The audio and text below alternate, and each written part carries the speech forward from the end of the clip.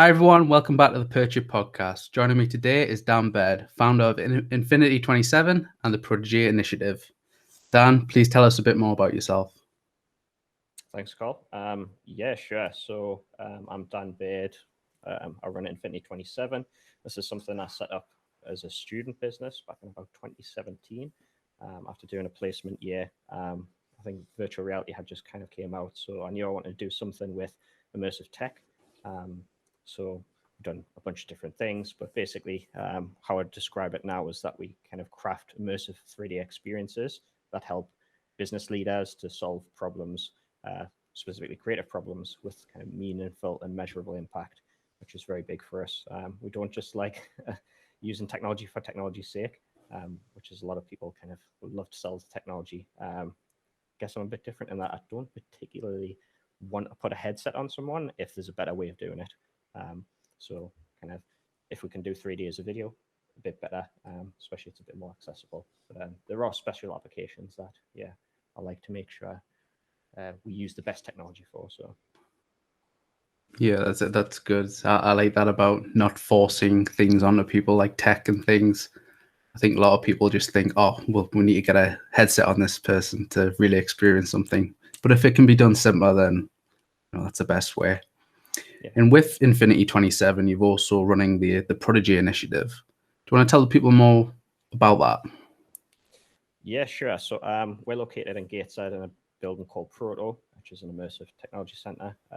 Also kind of mash that together with the word PROTOGÉ, which is kind of someone who will learn from kind of a master or something like that and then be the successor. So what we've been doing is trying to kind of, we see the direction that a lot of technology is going, especially in real-time 3D applications. So this is kind of 3D or CGI, as a lot of older folks may call it. And that's kind of running in a game engine. So kind of it's 60 frames a second, 30 frames a second. Like the images are being generated in real time. And obviously a lot of people, when they think of kind of real-time 3D, it's video games, which is why we use video game engine. So because a lot of industries are kind of converging on the game engines, specifically Unreal Engine, kind of film, TV, aerospace, architectural visualization. It's kind of, right, how are we going to position kind of this area, this region, and kind of this cluster of businesses that are centered around Proto to kind of benefit from new talent that's coming in. So it's kind of looking at the skills gap and looking at an individual and saying, okay, you want to get into this industry, or maybe you have some skills that are relevant within this industry, like you've studied games or 3D. Like, how can we get you ready to create things for the immersive world? So it's kind of, in a way, it's looking at what would be the jobs of tomorrow and saying, right, what are the jobs of tomorrow, based on what the trends that we can see now, and how do we prepare, how do we skill up people in the region to be ready for that. So we've tried a bunch of different stuff, people at different levels. So we've run a couple of pilots, specifically with Gateshead College, where I used to be a casual teacher and just next door to Proto, which is very nice. And what we've done is kind of seen, okay, it kind of level 3, level 4, level 5, level 6 of the education system, where is a good place to kind of bring these skills, start teaching these skills.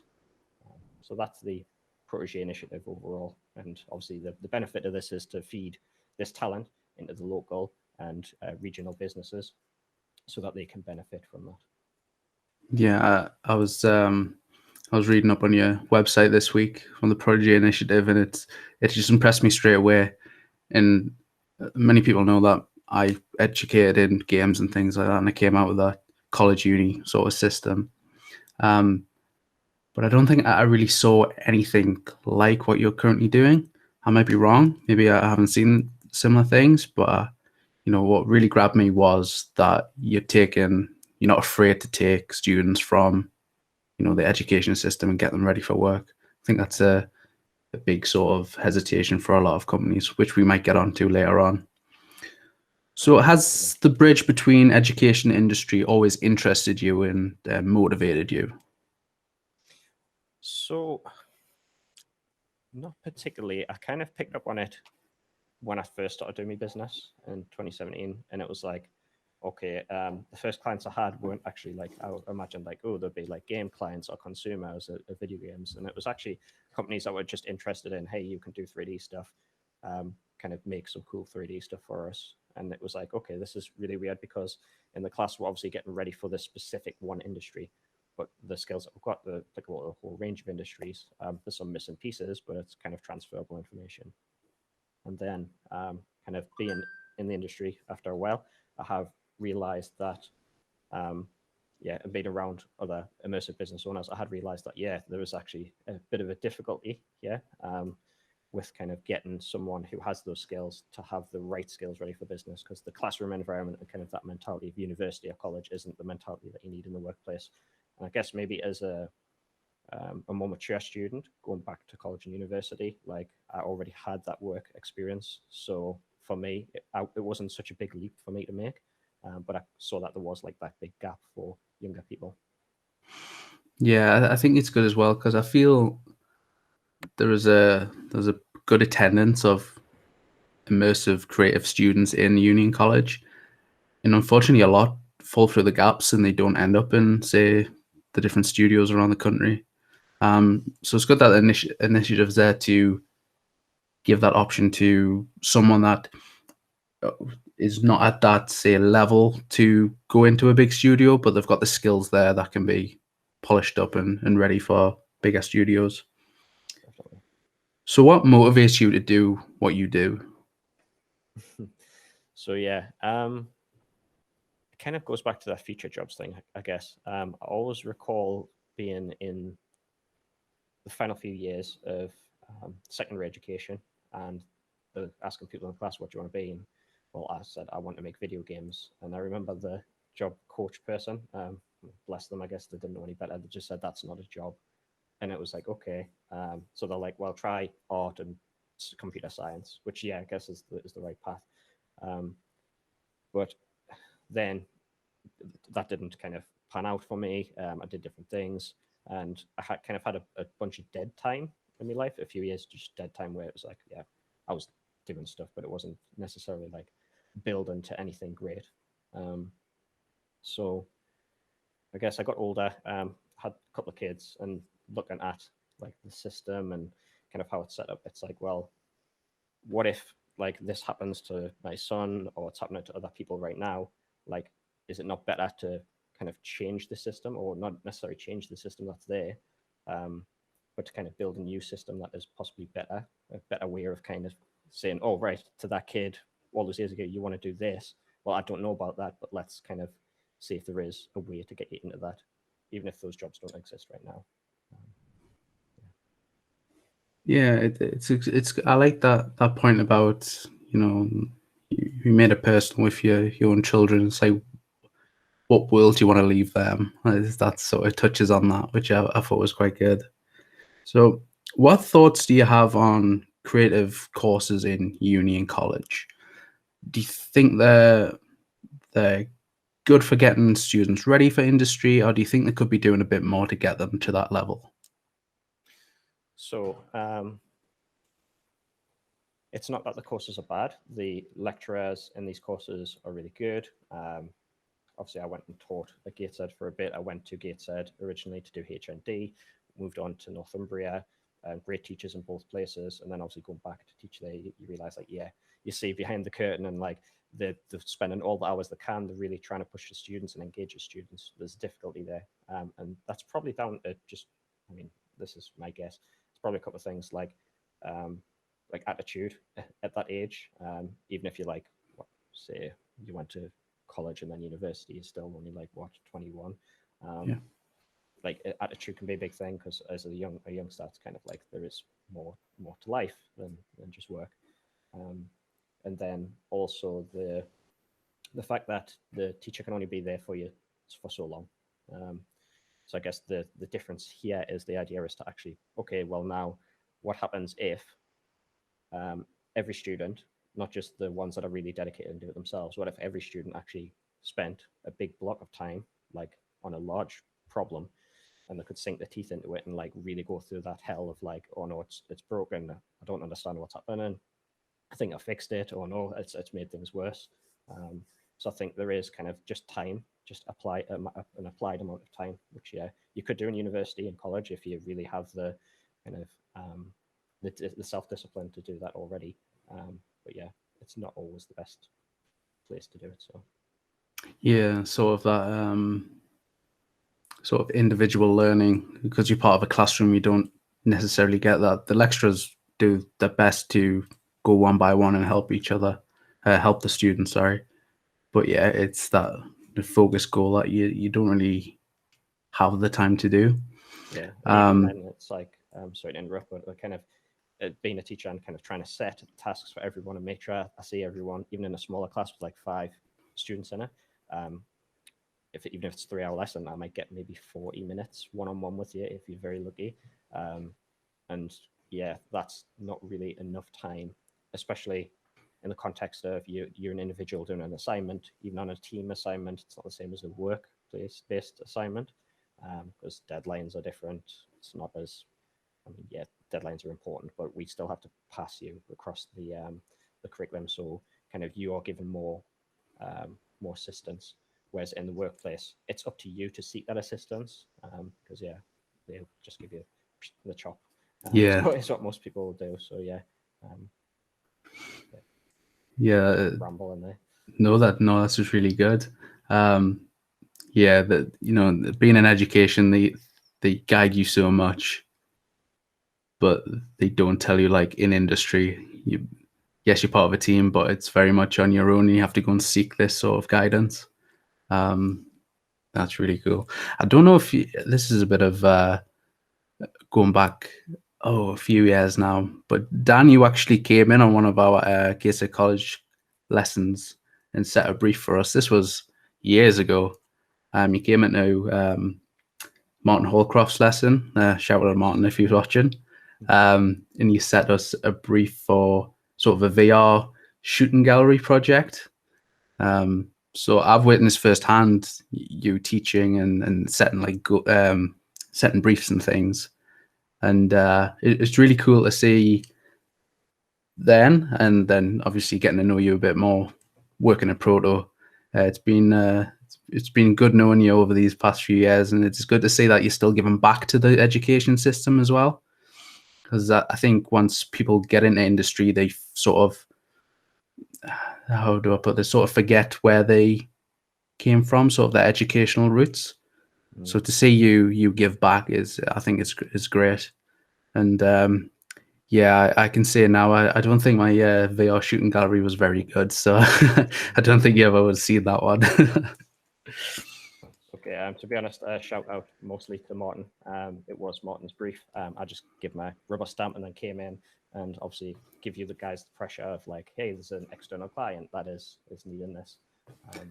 So yeah, and that kind of, I guess that can work positively, which I think is the difference that you get outside of the classroom.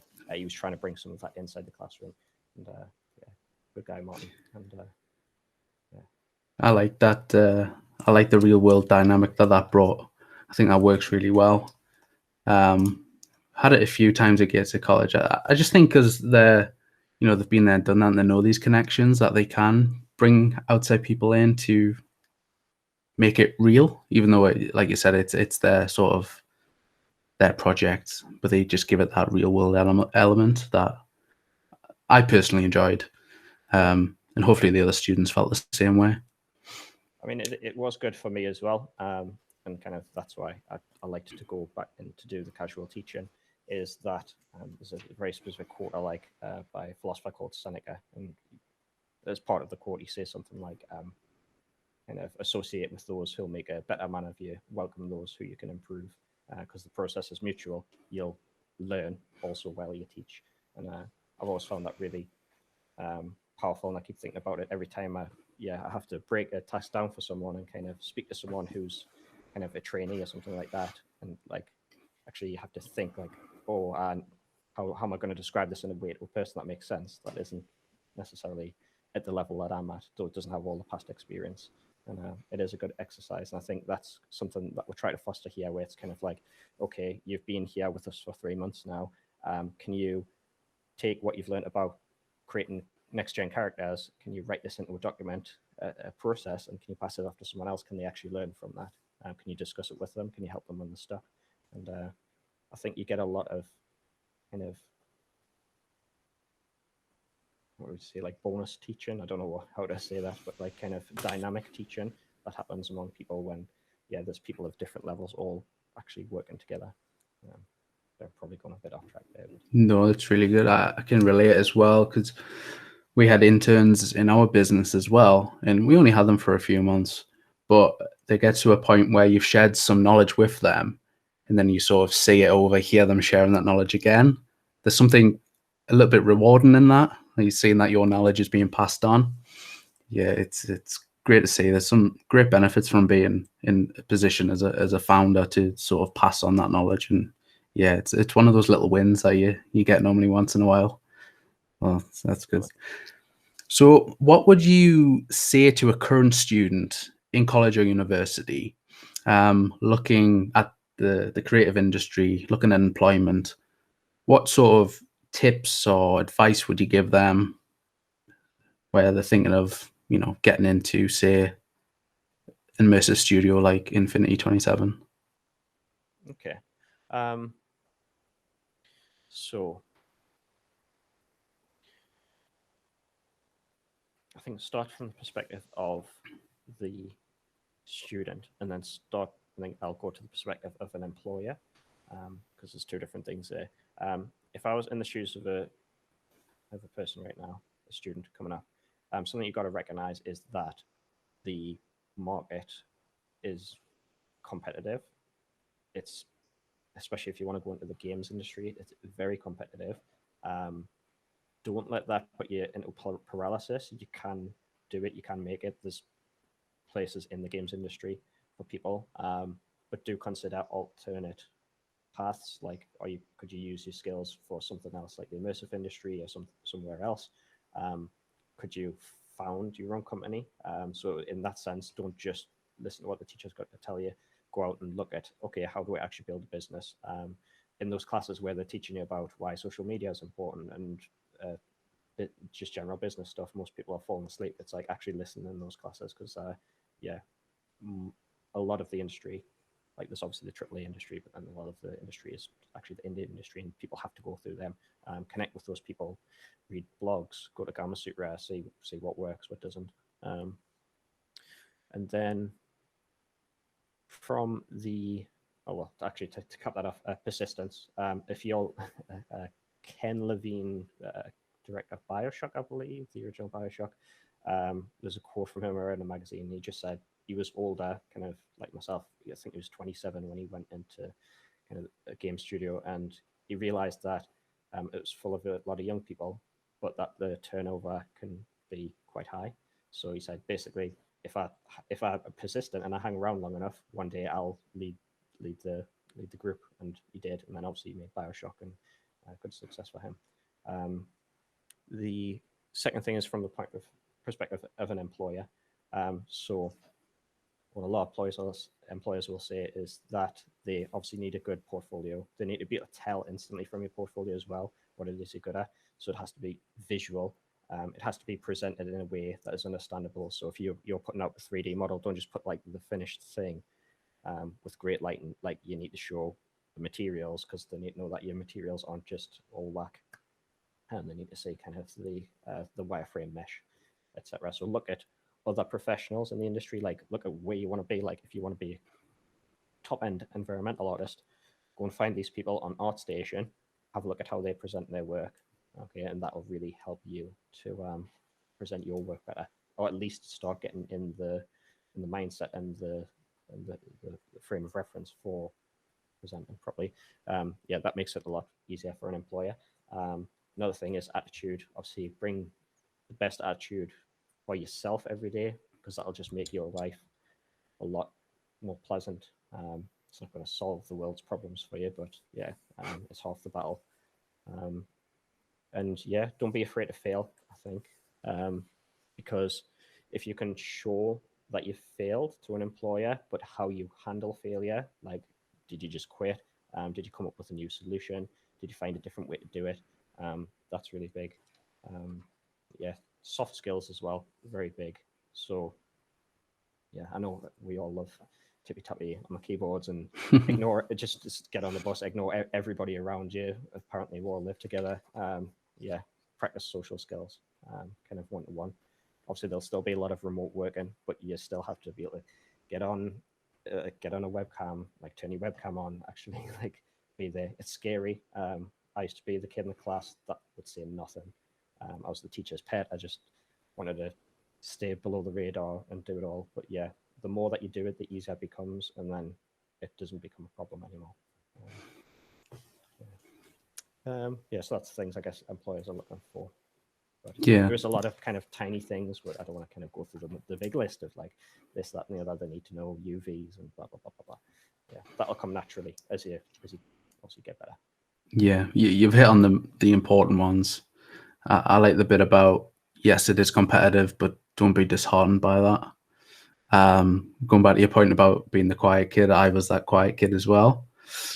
But I think being a founder has sort of forced you to be on camera, do videos, do voiceover, take phone calls, and then it goes back on the being in a student and learning different things like business and social media.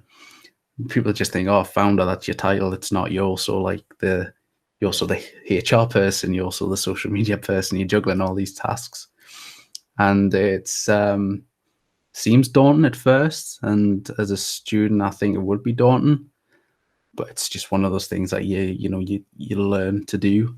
You sort of grow into, and I think that's a key point. Like students, I think understanding where you are and that you will have to learn. You won't do everything perfect. And it goes back to what you said. Don't be afraid to fail. I think that's a really good point as well. Yeah, just never fail big enough that it becomes a problem that you can't play whatever game it is that you're doing again. Yeah, and I think there was something I was thinking about. Maybe I'll come back to us. I think another point could be as well, don't be afraid to ask for help. If you have failed or you think you are failing, just going to someone saying, listen, I think I'm doing this a bit wrong. Can you give some guidance? You just know that there's be the stupid guy, because you think in my head, I don't want to ask because I don't want to look like I don't know what I'm doing. It's like, please, yes, be the stupid guy and ask, because then we'll save a lot of time if you can come forward and like people can help you. Yeah, because I've done that plenty of times before when I see you working on college projects and you know what's going wrong, but you sort of just, okay, I can fix this, but it just seems to get worse. You don't really fix it. So what advice would you give companies that have that sort of hesitation of hiring a student? What would you say are the benefits to these companies? Yeah, so I guess there's possibly, I would assume there's two problems here. So if you're a larger organization, say you're a multinational organization, it's a different approach, I guess, than if you're a small, medium enterprise or a very small, like micro business. Obviously, you then have the capacity, most likely, if you're a large organization, to run your own internship programs, kind of do your own hiring, do your own research, and kind of make that part of your business and kind of build that bridge yourself. Because obviously you're at the top of your game against other companies in the world that are top of the game. You're going to have to be able to deploy that kind of capability. With a small, medium enterprise, there's the balance on that curve depends on how busy you are with your existing things. But if you're looking for staff and that vacancy is left for like 6, 9, 12 months, you can't seem to find the right people, then it's probably about time to take a stab at someone. And it's not the end of the world to hire someone at a lower level and kind of test their competency, though there is obviously the time that it takes, because you are, as any business owner knows, as soon as you bring one more person into the business, it's not just the salary or whatever, there's like all the additional costs, and then the time commitment as well is quite big. And if you're trying to be competitive in the market, that can be a problem. And then for micro businesses, like much smaller businesses, obviously it's, do you take that gamble? Because that could sink your company if it's not the right person. I don't want to say it'll sink your company. But yeah, realistically, it could be a massive drain on your resources. Yeah, so I guess the thing is to make sure that you have a good process. You looking at everybody who applies, make sure you get your job out to as many you roll out to as many people as possible, and consider that it is. This might sound bad because obviously we're trying to improve the UK economy, but yeah, consider people from other places. So, for example, some of the people that we've worked with, they're not from this country. So yeah, it just worked out better for us. They had a higher level of skill and they could do the job. They could do it remotely. Yeah, always consider that's an international market. Though for students in particular, students in this country, I think there is that skills gap. Consider, can you outsource that? So yeah, effectively, whether that's an agency or if it's some kind of program like ours, where we will do the kind of training and make sure that person is ready. Because yeah, you don't have to sit and look through all of the CVs and make all of that extra time available for that. Though every hire is probably the most important hire, or at least as important as the last. And you probably, if you're on a smaller team, you always want to hire so that it improves the average, which is a thing, because then if you're hiring a student or graduate, you're bringing that average down with the hope that it will rise eventually. Yeah. So there's no direct answer. That's just the problem that I see and potential ways that you can approach it. Yeah. I think there's an element of trust as well from, say, smaller companies, because as you say, bigger companies, they have their own programs, internships, where they can mold them into the company culture and the way they work. For companies, maybe in mid-sized companies, they don't necessarily have that. So there has to be an element of trust in the sort of graduate that they're hiring. And I guess it is a bit of a gamble. It is a bit like, drafting a star player. You never know how they're going to be and things like that. But yeah, I think an element of trust as well is needed. And help them at the end of the day. I think companies need to help who they're hiring. If they're lacking a bit of soft skills here, help them with that. I think collaborate on both sides, and I think it can lead to some very good employees. Yeah, definitely. I think it's like in the small medium enterprise section, it's like, don't wait for that A-star player to just show up at your door because they're already looking at the multinationals. Kind of, yeah, can you work with a B+ person and can you get them to an A? Can you work with a C+ person and give them enough time to develop? Yeah, it's kind of the trade-off you've got to think of. Yeah. Time, trust, and patience is a good way to sum it up. So, Dan, we're getting near the end of my questions here. I want to talk about the future. I want to talk about where you see INFINITY27 going, where you see PROTOGÉ Initiative going. What's your vision for these in the future? Okay.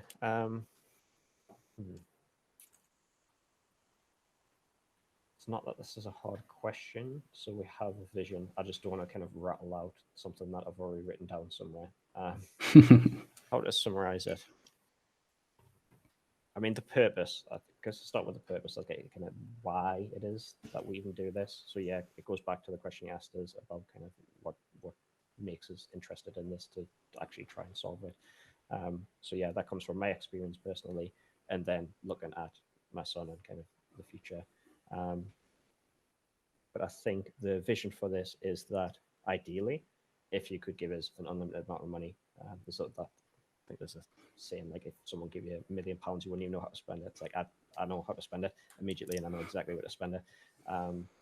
So yeah, it's building that bridge between academic and the immersive industry. That's like virtual reality, augmented reality, games in some manner, and then obviously all the new stuff that's coming that we don't necessarily know how to categorize. So building that bridge so that a person grown up today can basically say that, yes, that's the industry I'd like to go into, and they can go from college, work a little bit with us, maybe on a placement, get some experience so that it improves their classroom learning as well. And then maybe they go to university. Again, they take a placement year. They come and work a bit more with us, maybe for a longer period. And then they go back, and obviously that's improved their university experience as well. And then maybe afterwards they come and do an internship. That is to set them up ready for, okay, this is going to be my best thing that I put on my portfolio. And that will get me the job that I want at whatever big name company. So yeah, the idea is to kind of be that bridge and have multiple touch points. Though we just have to obviously get the ball rolling on that. So we're trying that at different levels and seeing what works, what doesn't.